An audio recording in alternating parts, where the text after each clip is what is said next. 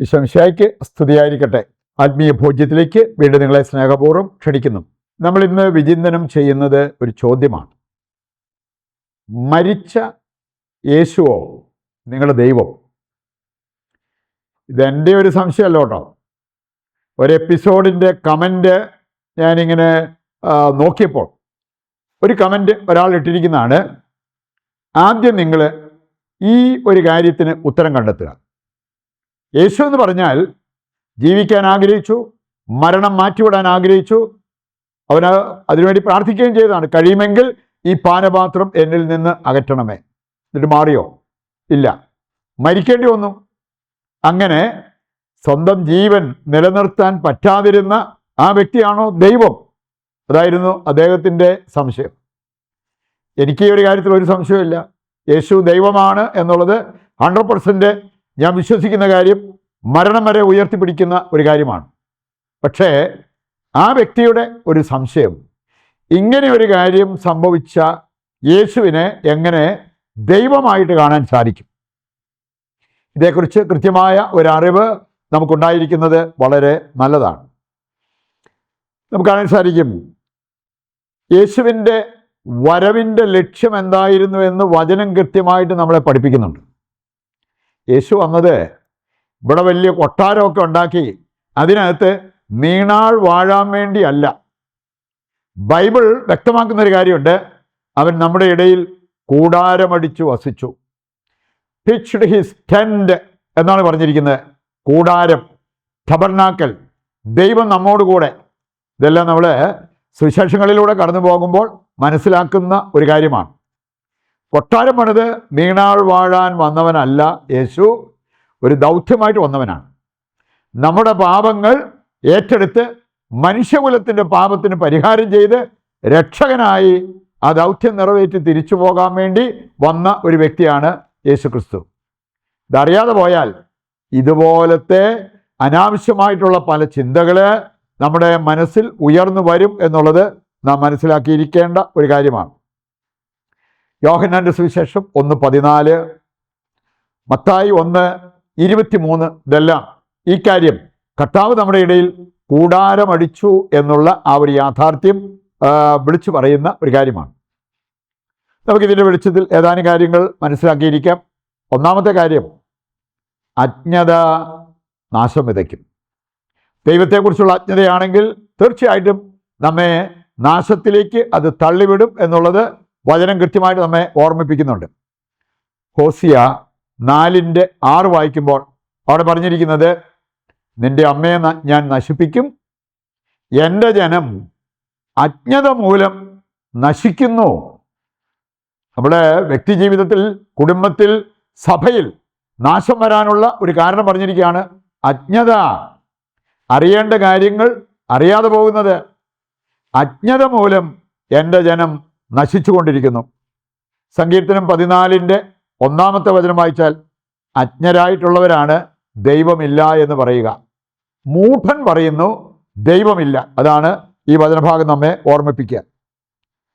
യാക്കോബ് 3:15 വായിച്ചാൽ, പല ടൈപ്പ് അറിവ് നമുക്കുണ്ടാകാം. ബൗദ്ധികമായിട്ടുള്ള അറിവ് നമുക്കുണ്ടാകാം, അത് പോരാ. അതിനേക്കാൾ ഉയർന്ന അറിവ്, ജ്ഞാനം നമുക്കുണ്ടാകണം എന്നുള്ളത് കർത്താവിൻ്റെ വചനം നമ്മെ പഠിപ്പിക്കുന്നുണ്ട്. അതുപോലെ തന്നെ ഭൗമികമായ, സ്വാർത്ഥപരമായ, പൈശാചികമായ അറിവ് നമുക്കുണ്ടാകാം. അതൊന്നും നമ്മെ രക്ഷിക്കുന്ന കാര്യമല്ല. ദൈവിക ജ്ഞാനം, ദൈവത്തെക്കുറിച്ചുള്ള ശരിയായിട്ടുള്ള അറിവാണ് നമ്മെ രക്ഷയിലേക്ക് നയിക്കുന്നത് എന്ന് വചനം കൃത്യമായിട്ട് നമ്മെ ഓർമ്മിപ്പിക്കുന്നുണ്ട്. യോഹന്നാൻ 17:3 വായിച്ചു കഴിഞ്ഞാൽ അവിടെ പറഞ്ഞിട്ടുണ്ട്, ഏക സത്യ ദൈവമായ അവിടുത്തെയും അവിടുന്ന് അയച്ച യേശു ക്രിസ്തുവിനെയും അറിയുക എന്നതാണ് നിത്യജീവൻ. രണ്ടാമത്തെ കാര്യം, വിവരദോഷികൾ ശുദ്ധമണ്ടത്തരം പറയും, ചെയ്യുകയും ചെയ്യും. വിവരമില്ലാത്തവർ. നമ്മൾ അത് കണ്ട് അതിൻ്റെ പുറകെ പോയേക്കരുത്. ഞാൻ ചില അന്യസംസ്ഥാനത്തെ ചില സമ്പ്രദായങ്ങളെക്കുറിച്ച് പറഞ്ഞു കേട്ടിട്ടുണ്ട്.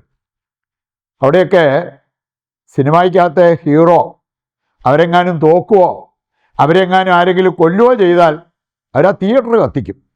അത്രയ്ക്ക് വൈകാരികതയാണ് അവർക്ക്. ഞാനവർക്ക് ജയലളിത മരിക്കുന്ന ആ സമയത്ത് ഞാനും വിചാരിച്ചു ഒത്തിരി പേര് അവർ ആത്മത്യാഗം, അവരുടെ ജീവത്യാഗം അവർ നടത്തുമെന്ന്. ഏതായാലും ആ സമയം കൊണ്ട് കുറച്ചുകൂടിയൊക്കെ വിവരമായതുകൊണ്ട് അങ്ങനെ ഒത്തിരി പേര് അവരുടെ ജീവൻ ഇവരുടെ പേരും പറഞ്ഞ് നശിപ്പിക്കാനായിട്ട് എടുക്കാനായിട്ട് മുമ്പോട്ട് വന്നില്ല. വിവരമില്ലാത്തവർ പല വിവരദോഷങ്ങളും കാണിക്കും എന്നുള്ളത് നാം മനസ്സിലാക്കിയിരിക്കേണ്ട ഒരു കാര്യമാണ്. അവസാനമായിട്ട് നമ്മൾ മനസ്സിലാക്കിയിരിക്കേണ്ട ഒരു പ്രധാനപ്പെട്ട കാര്യം, യേശു എന്തിന് മനുഷ്യാവതാരം ചെയ്തു? ഇതറിയില്ലാത്തവരാണ് ഇങ്ങനത്തെ ചില കമൻറ്റുകൾ കാര്യങ്ങളൊക്കെ അവർ പറഞ്ഞു പോവുക. യേശു, ഞാൻ പറഞ്ഞല്ലോ, കൊട്ടാരം പണിത് നീണാൾ വാഴാൻ വന്നവനല്ല. യേശു വന്നത് തന്നെ മരിക്കാൻ വേണ്ടിയാണ്. മരിക്കാൻ വേണ്ടി. അത് വചനം കൃത്യമായിട്ട് നമ്മെ ഓർമ്മിപ്പിക്കുന്നുണ്ട്. യോഹന്നാൻ്റെ സുവിശേഷം 18:36 വായിച്ചാൽ അവിടെ പറഞ്ഞിട്ടുണ്ട്, എൻ്റെ രാജ്യം ഐഹികമല്ല. ഇവിടെ ഒരു രാജ്യം പണിതുയർത്താൻ വേണ്ടി, ഇവിടെ രാജാവാകാൻ വേണ്ടി വന്ന വ്യക്തിയല്ല യേശു എന്നുള്ളത് കൃത്യമായിട്ട് നമുക്കറിയാൻ പറ്റും. 1 തീമോത്തി 1:15 യേശു വന്നത് പാപികളെ രക്ഷിക്കാനാണ് എന്ന പ്രസ്താവം തികച്ചും വിശ്വസനീയവും സ്വീകാര്യവുമാണ്. മത്തായിയുടെ സുവിശേഷം 1:21 വായിച്ചാൽ അവിടെ പറഞ്ഞിട്ടുണ്ട്, അവൻ തൻ്റെ ജനത്തെ തങ്ങളുടെ പാപത്തിൽ നിന്ന് മോചിക്കും. അപ്പം അതുകൊണ്ട് മനുഷ്യകുലത്തിൻ്റെ പാപപരിഹാരമാകാൻ വന്നവനാണ് യേശു ക്രിസ്തു. മനുഷ്യകുലത്തിൻ്റെ പാപം സ്വന്തം ശരീരത്തിൽ ഏറ്റെടുക്കാൻ, മനുഷ്യൻ്റെ പാപത്തിന് പരിഹാരം ചെയ്യാൻ യേശു മനുഷ്യൻ കൂടി ആകണമായിരുന്നു. അങ്ങനെയാണ് മനുഷ്യാവതാരം ചെയ്ത് യേശുവിലേക്ക് നോക്കിയാൽ പൂർണ്ണ മനുഷ്യനും പൂർണ്ണ ദൈവവും. അതാണ് നമ്മൾ വിശ്വസിക്കുന്നത്. ആ ഒരു യേശുവിനാണ് നമ്മുടെ പാപങ്ങൾ ഏറ്റെടുക്കാൻ സാധിച്ചത്. 2 കൊറിന്തോസ് 5:21 നമ്മൾ വായിക്കുന്നത് ആ ഒരു കാര്യമാണ്. പാപം അറിയാത്തവൻ നമുക്ക് വേണ്ടി പാപമായി മാറി. ഇത് മനുഷ്യകുലത്തെ രക്ഷിക്കാൻ വേണ്ടിയായിരുന്നു. യാഥാർത്ഥ്യം തിരിച്ചറിഞ്ഞുകൊണ്ട് ആ യേശുവിൽ രക്ഷ കണ്ടെത്തി നമ്മുടെ ജീവിതം മുമ്പോട്ട് നയിക്കുവാൻ വേണ്ട കൃപയ്ക്കായി പ്രതിഷ്ഠാ ജപത്തിൽ പങ്കുചേർന്ന് നമുക്ക് പ്രാർത്ഥിക്കാം. ദൈവത്തിൻ്റെ വചനം സ്വീകരിച്ചവരാണ് നമ്മൾ. നമ്മുടെ എല്ലാ ആവശ്യങ്ങളെയും ദിവികാരുണ്യനാഥൻ്റെ മുമ്പിൽ സമർപ്പിച്ച് ഒരു നിമിഷം പ്രാർത്ഥിക്കാം. നിങ്ങളുടെയോ നിങ്ങളുടെ കുടുംബത്തിൻ്റെയോ നിങ്ങൾക്കറിയാവുന്ന മറ്റു വ്യക്തികളുടെയോ പ്രാർത്ഥനാ നിയോഗങ്ങളെ കർത്താവിൻ്റെ കരങ്ങളിൽ ഏൽപ്പിക്കുക. ദൈവം നമ്മുടെ പ്രാർത്ഥന സ്വീകരിച്ച് നമ്മുടെ ഉദ്ദിഷ്ട കാര്യങ്ങൾ നിറവേറ്റി തരുന്നു എന്നുള്ള വിശ്വാസത്തോടെ കർത്താവിനെ താഴ്ന്ന സ്വരത്തിൽ സ്തുതിച്ച് ദിവ്യകാരുണ്യത്തിൻ്റെ ആശീർവാദം നമുക്കിപ്പോൾ സ്വീകരിക്കാം. യേശുവേ നന്ദി, ഹല്ലേലൂയ. കർത്താവേ, ഞങ്ങളുടെ എല്ലാ ആവശ്യങ്ങളും അവിടുന്ന് ഏറ്റെടുക്കണമേ. ഞങ്ങളെയും ഞങ്ങളുടെ കുടുംബത്തെയും ലോകം മുഴുവനെയും അനുഗ്രഹിക്കുവാൻ അങ്ങ് തിരുവുള്ളമാകണമേ. യേശുവേ നന്ദി, യേശുവേ സ്തുതി.